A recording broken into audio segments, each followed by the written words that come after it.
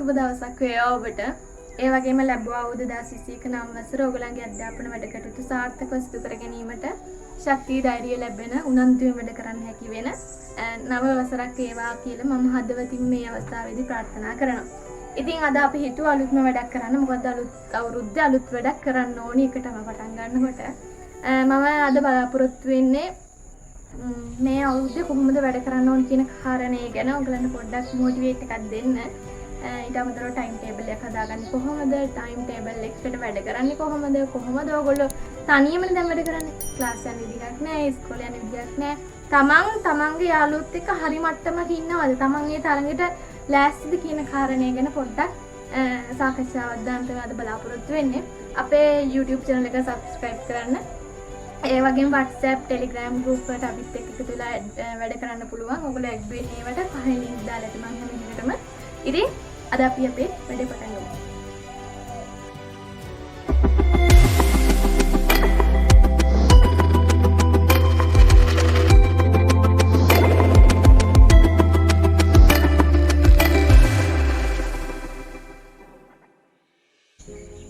අද අපි සාකච්ඡා කරන්න යන කොටස් ටික මම පොයින්ට් 5ක් ඔස්සේ ඔයගලන්ට කතා කරන්න බලාපොරොත්තු වෙනවා. මොකද කාලය කියන දේ සීමිතයි. ඔයගොල්ලෝ වැඩ කරන්න ඕනේ හැබැයි වැඩ කරන්න ඕනේ කොහොමද කියන දේ ඉක්මනට ඉගෙන ගන්නත් ඕනේ. මොකද 2021 තියෙන මාස 7ක් වගේ කාලය. 2022 නම් ප්‍රශ්නයක් නැහැ. ඉතින් ඒකින්ද ඉක්මනට ඔයගොල්ලෝ වැඩ කරන්න ඉගෙන ගන්න ඕනේ. මොකද දැන්ටමත් ජනවාරි පටන් අරන් 2021 අවුරුද්ද පටන් අරන් දවස් 4ක් වගේ ගෙවිලා ඉවරයි මේ වෙද්දි. ඒකින්ද අපි බලමු කොහොමද වැඩ කරන්න කියන එක මේ කරුණු කාරණා ඔස්සේ. පළවෙනි එක තමයි උවමනාව සහ කැමැත්ත. ඕනම දෙයක් ජීවිතය තුළ අපිට කරන්න සිද්ධ වෙනවා නම් අපිට ඒක සිද්ධ කරන්න අනිවාර්යයෙන් කැමැත්තක් තියෙන්න ඕන, උවමනාවක් තියෙන්න ඕන. සමහර විට මේ වෙද්දී ඔයගොල්ලෝ A level පටන් අරගෙන ඇති. ඒ වගේම A level වලට සබ්ජෙක්ට් එක විදිහට ඔයගොල්ලෝ කැමැති සහ අකමැති දේවල් තෝරගෙන ඇද්දි.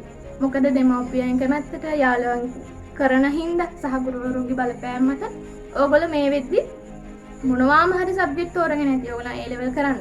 එතකොට මට මතකයි මගේ කාලෙදී මම A level කරන කාලෙදී මම O level ලියලා මාසයක් දෙකක් හිටියා නිකන් ඔය අර පීඩනේ පොඩ්ඩක් පිට වෙන්නත් එක්ක. ඊට පස්සේ මම ආර්ට් වලට පන්ති ගියා, කොමර්ස් වලට පන්ති ගියා, මැත්ස් ගැන හිව්වා. මම සිංහල කවි ඉදන් පාඩම් කරගත්තා, ලියලා කවි පාඩම් කරගත්තා. ඒත් අන්තිමට මම කරේ ටෙක්. ඉස්සෙල්ලා මගේ A level කිව්වට පස්සේ මට පේන්නම් බැරි මතම අලුතින් ආවා ටෙක් කියන එක මට පේන්නම් බෑ. හරි. ඒත් පස්සේ කාලෙක ටෙක් වලට ආවට පස්සේ ජීවිතයේ ආසම අංශය උනේ. ඉස්කෝලේ තියෙන හොඳම කැපිපෙනෙන අංශය උනේ ටෙක් කියන්නේ. එතකොට ටෙක් සබ්ජෙක්ට් එක ගත්තට පස්සේ එහෙම අකමැතිම දෙයක් කැමැතිමුනේ ඇයි? මොකක්ද හේතුව? ඒ උවමනාව සහ කැමැත්ත ඇතුනේ ඇයි? මොකද අපිට ඕනි දෙයක්, අපිට උවමනාවක් තියෙන දෙයක් හොයනවට වඩා අපි අකමැති දෙයක්, අපිට උවමනාවක් නැති දෙයක් හොයන එක අපිට ලේසි. A level විභාගය ගත්තට පස්සේ අපිට ඕන නැති දේ තමයි මට උවමනාවක් නැහැ කොහොමදවත් විභාගේ ෆේල් වෙලා කට්ටියකින් කතා අහන්න. එහෙනම් අන්න ඒක තමයි ඔයගේ උවමනාවක් නැති දේ. එහෙනම් උවමනාවක් නැති දේ නැති කරගන්න අපිට සිද්ධ වෙනවා කැප වෙන්න, මහන්සි වෙන්න. ඒක කොච්චර අමාරු දෙයක් වුණත්, ඒකට ඔයා කොච්චර අකමැති වුණත්, ඒක සිද්ධ වෙනවට කැමැත්තෙන් කරන්න. ඒකට ඔයාට සිද්ධ වෙනවා ඔයා ඒ දේ කරාට පස්සේ ලැබෙන දේ ගැන හිතලා හිත සතුටු කරගෙන. මොකද ඕනම දේ ජීවිතේ කරනකොට අපිට ඕනි කරන එකම දේ තමයි හිත සතුටු කර ගැනීම. අපිට පුළුවන් වෙන්න ඕනේ අපේ හිත අපි කරන දේට එකඟ කරගන්න. එතකොට තමයි ඒක හරි රසවත්ව. දැන් කෑමක් වුණක් කනකොට අපි ඒකට වහදාලා කියලා දන්නේ නැත්තම් අපි ඒක හරි රහ කර කනවා. හැබැයි කන්නේ මොකද්ද? අන්න ඒකයි. ඒ කියන්නේ ඕනම දෙයක් කැමැත්තෙන් කරනවා නම් ඒක අපිට හරි පහසුවෙන් කරන්න පුළුවන්. උවමනාවෙන් කරන්න පුළුවන්. ඒ වගේම ඔයාගේ ජීවිතයේ එක කඩීමක්, ප්‍රබල කඩීමක් තමයි A level විභාගය කියන්නේ. A level exam එක පාස් වුණොත් නැත්නම් කැම්පස් සිලෙක්ට් වුණොත් හොඳ රිසල්ට් එකක් ලැබුවොත් ඔයාගේ ජීවිතේ ඉතින් ඉස්සරහට හොඳ රැකියාව ඔස්සේ ඔයගොල්ලෝ ගලාගෙන යයි. ඒ වගේම එක නොලැබුණොත් තියෙන පොඩි රස්සාවල ඔයගොල්ලන්ට හැමදාම ජීවිතේ දුක් විඳින සිද්ධ වෙනවා. අවුරුදු 2කමාරක කාලයක් මේක. ඒකට අවුරුදු 2කමාර තුල ඕගොල්ලන් කැපවීම මත තමයි ඉතුරු අවුරුදු ගානම තීරණය වෙන්නේ. ඒක තමයි එතකොට ඕගොල්ලෝ හිතන්න ඕනි දේ සහ ඕගොල්ලන්ගේ කැපවීම අදිෂ්ඨානය කියන දේ වැදගත් වෙන්නේ මෙන්න මේ තැනට. හරිද? එතකොට අද මාත් එක්ක කතා කරන අය ඉන්නවා 2021 බැච් එක. එතකොට ඒගොල්ලෝ කියනවා මාස 7ක් මදි වගේ නේද? එතකොට ඒ කියන්නේ ඒගොල්ලන්ට ඒ කාලෙම හිතුන් නැති දෙයක්.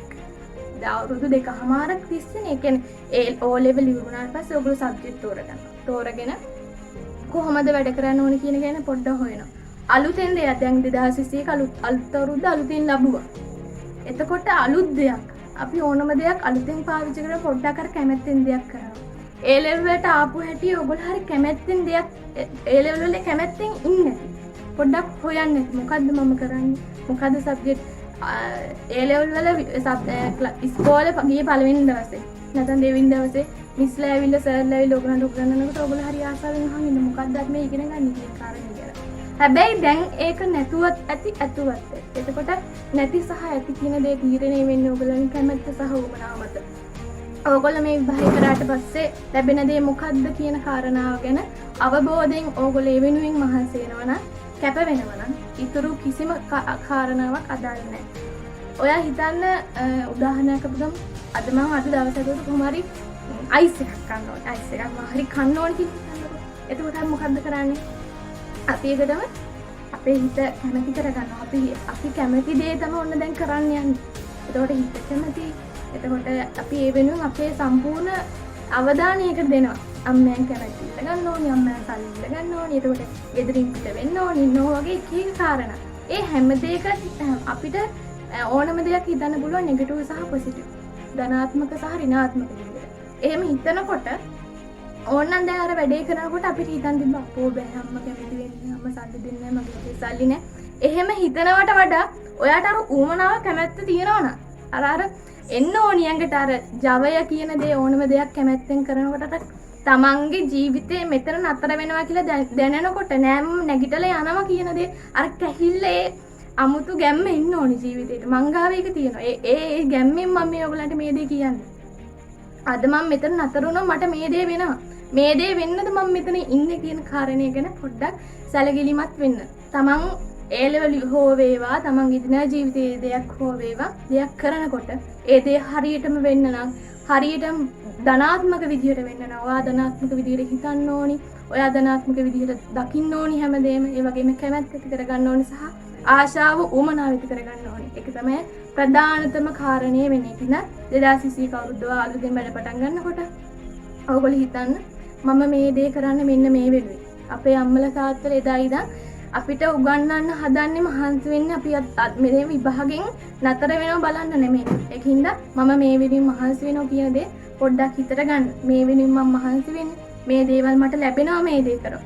අන්න ඒක ගැන හිතලා අද මේ හැම වෙලාවම ඕගොල්ලන් කැප කරලා ඔයගොල්ලන් බැදී මීගාට ඕගොල්ලන් මහන්සියේ හැමදේම කැප කරලා ඕගොල්ලෝ ඔය සතුට ලබන්න හදන සතුට තව අවුරුදු 2කමාරකින් නැත්නම් මාස 8කින් ඕගොල්ලන් ජීවිතයේ ලෙවල් විභාගයේ රිසල්ට් එන දවසට ඒ සතුට භුක්ති විඳින්න. ඉතින් ඒ වෙනුවෙන් අද ඉඳන් මේ අලුත් අවුරුද්දේ අලුත් විදිහට වැඩ පටන් ගන්නකොට එහෙනම් ඒකටම ඕගොල්ලෝ ඇති කරගන්න ඕනේ ආශාව සහ කැපවීම උනන්දු අධිෂ්ඨානය ඔන්න ඔය කියන කරුණු කාරණා ගැන. එහෙනම් බලමු අපි ඊගාව කාරණේ මොකක්ද?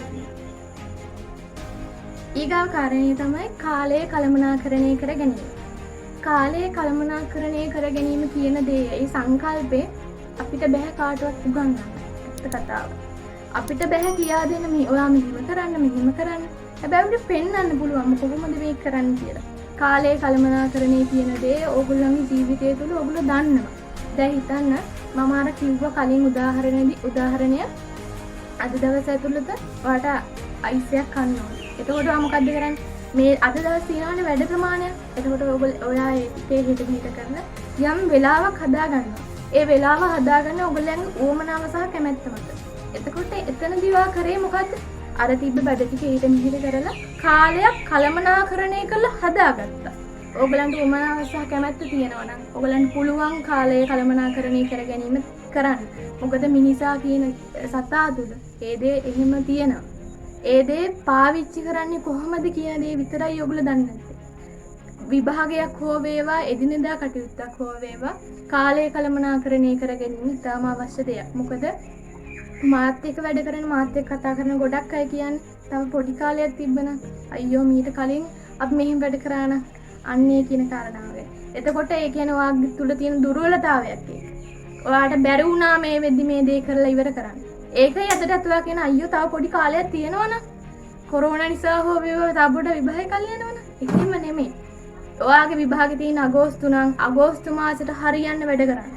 එතනින් එහාට කල් යනවා හෝ නොයනවා.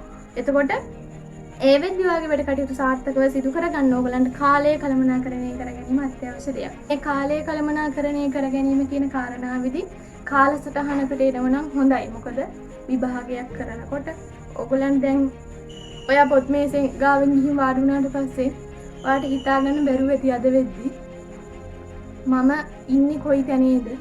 මගේ යාළුවෝ කොහොමද වැඩ කරන්නේ? සහ මම කොතනින්ද පටන් ගන්න කියන දේ. ඇයි එහෙම පොත් එක නෝට් එකක් බලනකොට අර සබ්ජෙක්ට් එකේ මෙතන මට බෑ නේද? මතක් වෙනවා. එතකොට ඔළුව අවුල් වෙලා ගෙදර ඉන්න මිනිස්සුන්ට බැනලා එහෙම වාතාවරණයක් තමයි ඒ ලෙවල් ළමයි තුල තියෙන්නේ. එතකොට ඒක ගොඩාක් දුරට අවම කරගන්න නැති කරගන්න අමාරුයි. අවම කරගන්න පුළුවන් එකම දේ කාලය කළමනාකරණය කර ගැනීම. අපිට පුළුවන් ටයිම් ටේබල් එකකට යන්න. මම කියලා තියෙනවා අපි කරන්න ඕනේ දවසේ වෙලාව බෙදාගන්න එක නෙමෙයි. මම 10 ඉඳන් 9 වෙනකන් SFP සබ්ජෙක්ට් එක බලන්න. ඒක නෙමෙයි කරන්න ඕනේ. අපි දන්නේ නැහැනේ හෙට මොකක් හරි ගෙදර හදිස්සියක් වෙලා 10 ඉඳන් 9 වෙනකන් 9 ඉඳන් 10 වෙනකන් ඔයාලට ඒ වැඩේ කරගන්න පුළුවන් වේවි කියලා. එතකොට අන්න ඒ විදිහට අපිට බැරි වුණොත් ඊට පස්සේ ගැටලුවක් එනවා. අයියෝ මට මේක බැරි වුණා. කරන්නත් ආයි කම්මැලි. එතකොට අර ඒ එන්න පුළුවන් නෙගටිව් ෆීලිංස් ඔක්කොම නැති වෙන විදිහට අපි දැනගන්න ඕනේ අපේ කාලය කළමනාකරණය කරන්න. අපි දන්නවා දැන් ඕගොල්ලෝ කරන්නේ E-Tech සබ්ජෙක්ට් එක නේ E-Tech SFP ICT මම කරපු සබ්ජෙක්ට් වල. එතකොට E-Tech වල පාඩම් 17යි, IT වල පාඩම් 13යි, සහ SFP වල පාඩම් 25යි. සම්පූර්ණ පාඩම් 55ක එකතුවක්. එතකොට මේ ඕගොල්ලෝ කාලසටහන හදාගන්න සබ්ජෙක්ට් තුනම එක දවසකදී අද දවස ගත්තොත් අද SFP වල පොඩ්ඩක් කරනවා, IT වල පොඩ්ඩක් කරනවා, E-Tech වල පොඩ්ඩක් කරනවා. එතකොට මෙන්න මේ කියන ගැලීම හදාගන්න ඕගලන්ට පුළුවන් වෙන්න ඕනේ. ඒකට එකනම කරන්න ඕනේ මම දන්නේ මේක දැන් බලන කට්ටිය තමන් කරන සබ්ජෙක්ට් වල පාඩම් ටික කීයද කියලාවත් දන්නවද? සහ පාඩම් වල මාතෘකා ටික දන්නවද කියලා මම නම් දන්නේ. ඒකින්ද එකටම වා කරන්න ඕනේ මොකද්ද? අදාළ ටීචර් ගයිඩ් තුන අරගන්න. සම්පූර්ණ පාඩම් තුනට හරියන සබ්ජෙක්ට් තුනට හරියන ටීචර් ගයිඩ් තුන අරගන්න. අරගෙන බලන්න ඒකේ මාතෘකා තියෙනවා. 1 2 3 4 කියලා මාතෘකා එක පටන් ගන්නකොටම නැත්තම් පාඩම ගලාගෙන යන ආකාරයට මාතෘකා ටික තියෙනවා.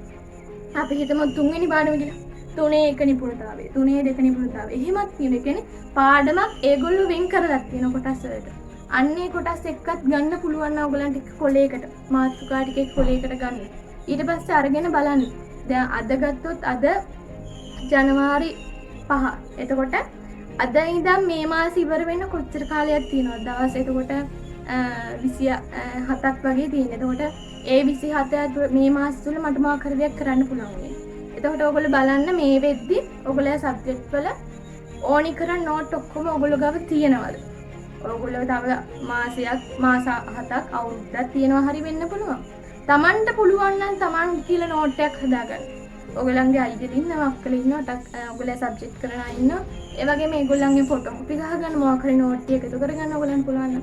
මොකද මේ වාතාවරණ එක්ක ටාස්ක් කරයි ක්ලාස් වල සිලබස් සම්පූර්ණ කරයි කියන කාරණා ගැන බලාපොරොත්තු තියාගෙන ඉන්න එපා. මොකද ඕගොල්ලන්ට බෑ කාටවත් ඇඟිල්ල දික් කරන්න අපිට මේ කරේ නැහැ කියන කාරණේ ගැන. මොකද විභාගය කියන්නේ ඕගොල්ලෝ විභාගයක් නිසා කවුරුත් කරවන එකක් නෙමෙයි.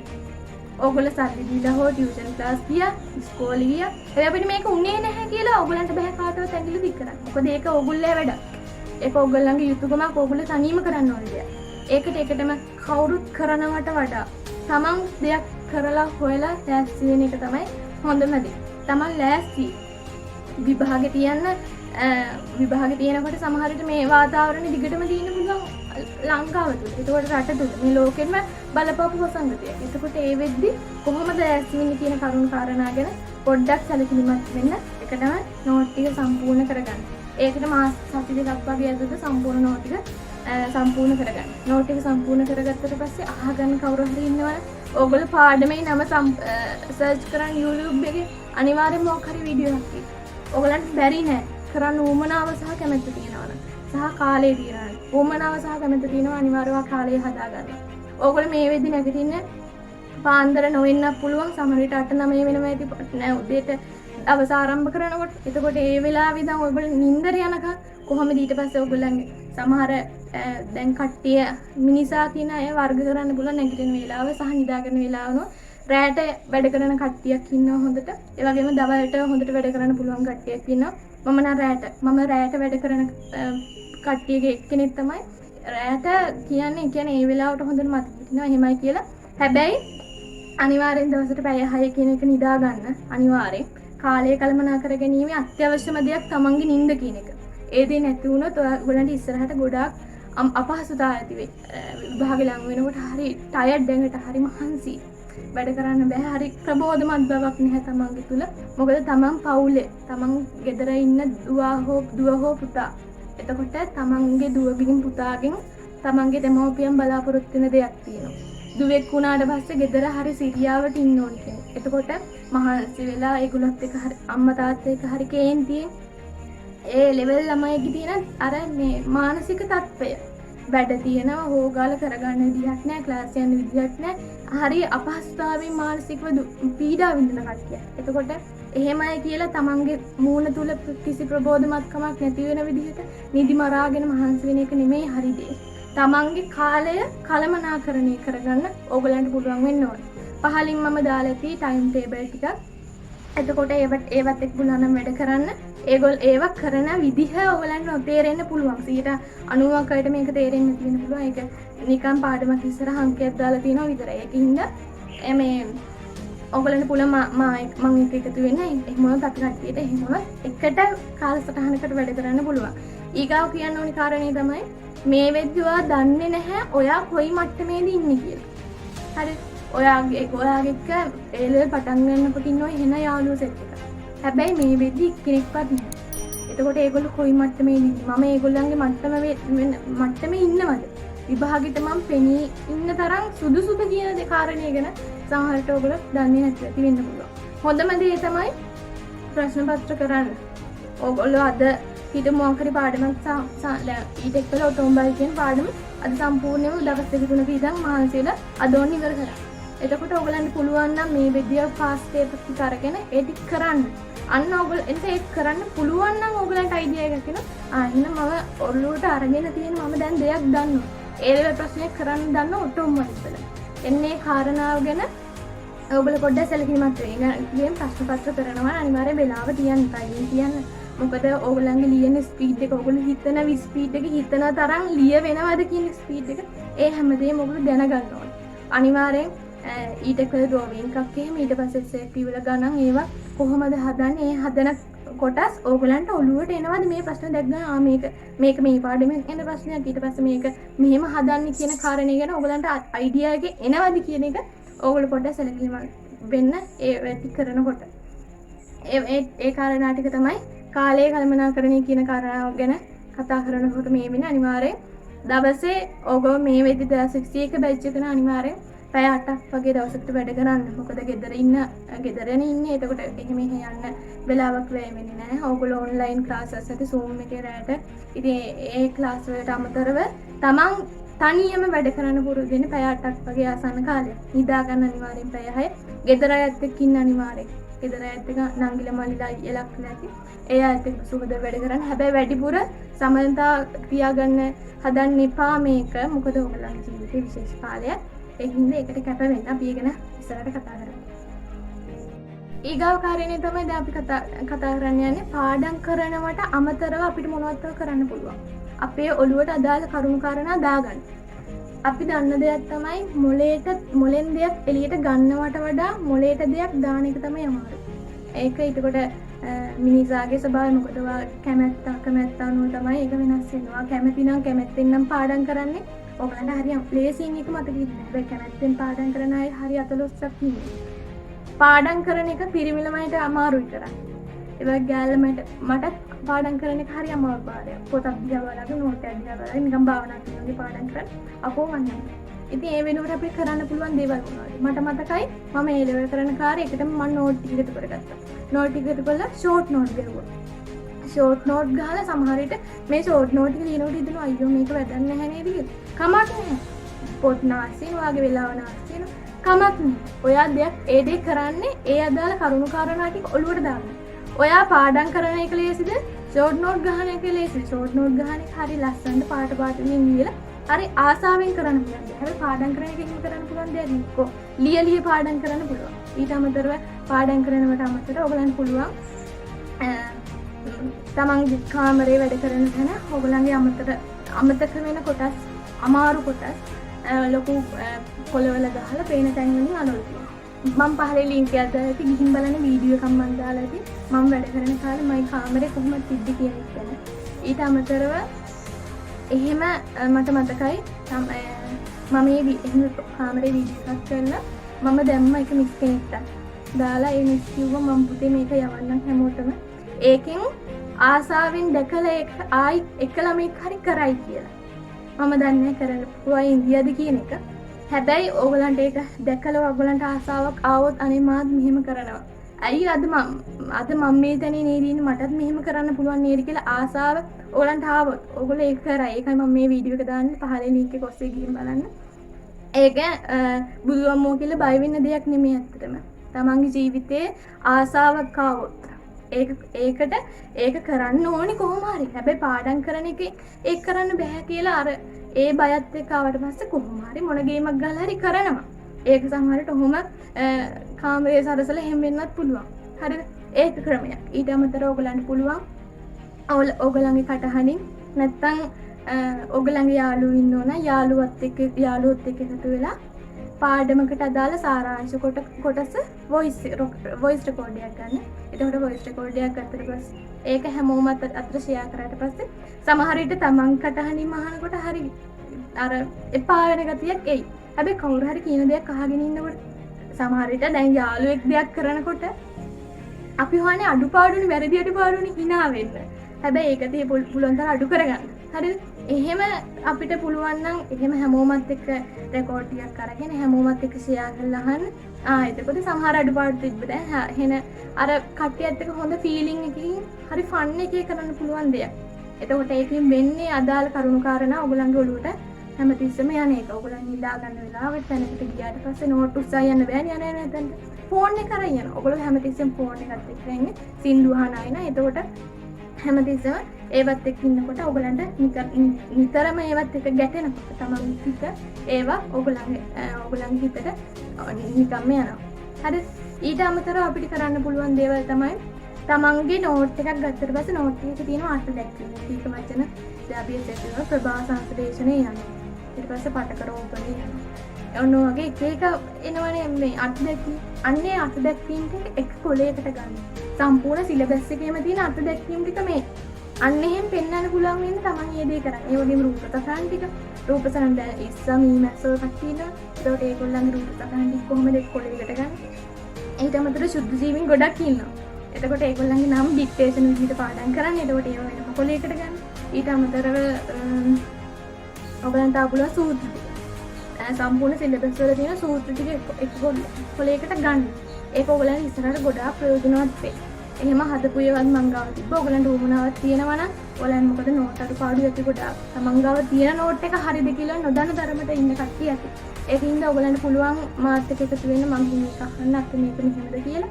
එහෙමනම් මං ගාව තියෙන එහෙම ෂෝට් නෝට් ඔක්කොම ටික ඔයගලන්ට ෂෙයා කරන්න පුළුවන් මං ගාව තියෙන ටික.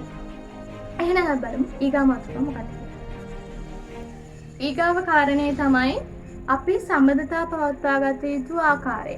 එතකොට සම්බන්ධතා කියන්නේ එක්ක පවුලේ කට්ටිය, යාළුවෝ මිත්‍රයෝ නැත්නම් වෙනම සම්බන්ධතා. එතකොට මේ හැම එකම මේ අවස්ථාවේදී ඔයා දැනගන්න ඕනේ ඔයාට බාධාවක් නොවන පරිදි පවත්වා ගන්න. තමන්ගේ පවුලේ කට්ටිය හෝ වේවා සමහර විට ඔයගලන්ගේ නංගිල මල්ලි ඇති ඒගොල්ලොත් සෙල්ලම් කරනවා. ගමේ යාළුවෝ ඇති. එතකොට ඒගොල්ලොත් එක්ක හැමතිස්සෙම එහෙම යනවා සෙල්ලම් කරනවා ජිප් යනවා. එතකොට ඒ හැම ඕනම කට්ටියක් එක්ක ඉන්නකොට ඔයාලා දැන් හිතෙන්න ඕනේ. ඔයාට අර ඕමනාව කැහිල්ල කියන දේ තියෙනවා නම් ඔයාට හිතෙන්න ඕනේ මට මේ මෙහෙම වීඩියෝ මට අද අර වැටි කරන්න බැරි වෙනව නේද කියන කාරණේ ගැන ඔයගලන්ගේ ඔළුවට එන්න ඕනේ. එතකොට ඔයගලන්ට පේනවා මේ අය මේ අවස්ථාවේදී මට බාධාවක්. එහෙනම් ඔයා දැනගන්න ඕනේ ඒ බාධාවෙන් අයින් වෙන්න. තමන්ගේ ජීවිතයේ අරමුණ සම්පූර්ණ කරනකොට ඒකට බාධාවක් වෙනවනම් කවුරු හරි ඒ හැම එක්කෙනාම පොඩ්ඩක් ඒ අවස්ථාවේදී පැත්තකට කරලා තියාගන්න ඕගොල්ලෝ දැනගන්න ඕනේ. ඒක හැබැයි අම්මට තාත්තට නෙමෙයි. මොකද පවුලේ ඉන්න එකම දරුවෝ ඔයාලා. සහ පවුලේ බර අරගෙන යන්න ඉන්න මොකද ඔයගොල්ලෝ ලොකු ළමයි. එතකොට වගකීමක් දරන්න පුළුවන් කට්ටිය. එතකොට ඒක බාධයක් විදිහට දකින්න එපා. ඒගොල්ලන්ගේ ලොකුම සැනසීම ලොකුම කැපවීම ඕගොල්ලෝ වෙන්න පුළුවන්. ඒකින්ද ඒගොල්ලන්ටත් කාලය වැය කරන්නේ අනිවාර්යයි. හැබැයි අනවශ්‍ය තරම් එපා. හරිද? මොකද ඔයාගේ ජීවිතේ අම්මා තාත්තා කියන්නේ ඕගොල්ලන්ගේ ජීවිතේ ඕගොල්ලෝ හොඳට දවසක් ගත කරනවා දකින්න. කියන්නේ ඕගොල්ලන් හොඳ අනාගතයක් ලබනවා දකින්න පෙරම් පුරන කට්ටිය. එයාට ගරු කරන්න ඒගොල්ලන්ටත් වෙලාවක් දෙන්න. හැබැයි ඒගොල්ලෝ කවදාවත් ඕගොල්ලන් කරන දේ ඕගොල්ලෝ ඉගෙන ගන්න සමහර විට ඕගොල්ලන්ට වෙලාවක් නැති වෙන්න පුළුවන්. හැබැයි ඒ දේ ඒගොල්ලෝ වැරදියට දකින්නේ නැහැ මේ අවුරුදු දෙක. ඕගොල්ලෝ මහන්සියෙන් වැඩ කරනවා දැකලා ඒගොල්ලෝ සතුටු වෙයි. ඕගොල්ලෝ උඹ වැඩ කරන්නේ නැහැ නේද කියලා බයින වෙලාවක් තියාගන්න එපා. අම්මා තාත්තව කේන්ති ගසන්න. ඕගොල්ලෝ වැඩ කරන්නේ ඒගොල්ලන්ට පේන්න නෙමෙයි. ඕගොල්ලන් එහෙට දවසක සාර්ථක කරගන්න ඒගොල්ලන්ට හොඳ ජීවිතයක් ඉස්සරහට හරි උදා කරලා දෙන්න ඕගොල්ලෝ මහන්සි වෙනවා කියන දේ ඒගොල්ලන්ට පෙන්න. ඒ බලාපොරොත්තුෙන් ඒගොල්ලෝ ජීවත් වෙනවා අනිවාර්යයෙන්. ඒකට අමතරව යාළු මිත්‍රයෝ ගත්තට පස්සේ යාළුවෝ කියන අය හොඳ අය වගේම නරක අයත් ඉන්නවා. මම බය නැතුව කියනවා.